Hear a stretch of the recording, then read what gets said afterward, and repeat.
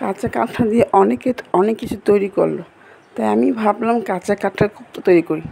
আজকে আমি আপনাদের দেখাবো কাঁচা কাঁঠালের কোপ্তা।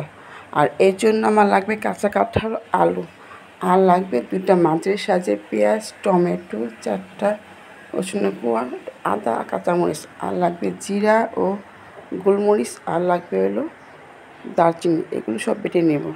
তো আসুন যাই। ফার্স্টে কাঁঠালগুলো কেটে ধুয়ে নিব। ধোয়া হয়ে গেলে এখন একটা হাঁড়িতে কাঁচা কাঁঠাল, লবণ ও হলুদ দিব।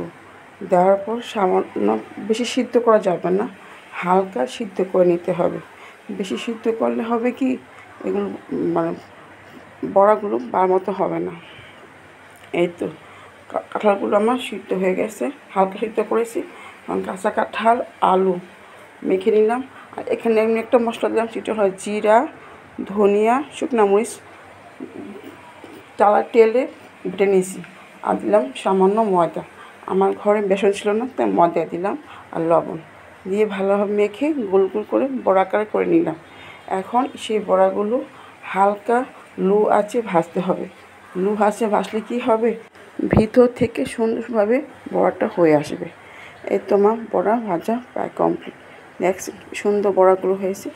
বড়াগুলো খেতে এত স্বাদ হয়েছে, আমার ছেলেকে বললো, মা আমাকে দাও তো, আমি কিনে খা। আমার ছেলেকে, মানে কিসের মাংস? আমি হ্যাঁ, এটা মাংস, এটা হলো পাঁঠার মাংস। তো সে দিল। একটু ছেলেকে 2টা বড়া দিলাম খাওয়ার জন্য, ও খুব খুশি হলো। তো ছেলেকে 2 পিস দিলাম খাওয়ার জন্য। এখন যাব গ্রেভিতে।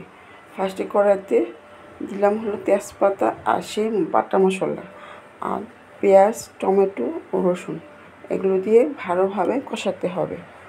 ভালোভাবে কষাতে হবে যাতে পেঁয়াজ ও রসুনের কোনো গন্ধ না থাকে। এখন একে একে সব মশলা দেব। তারপরে দিয়ে দেব সামান্য আদা বাটা, আর দেব জিরা বাটা, জিরা ও গোলমরিচ বাটা। গোলমরিচ দিয়ে তরকারির ফ্লেভারটা ভালো আসে, তরকারি একটু খেতে ভালো লাগে, তাই গোলমরিচ দিলাম। আর দিলাম হলো লবণ, আর দিব হলুদ। এগুলো দিয়ে ভালোভাবে নাড়তে হবে।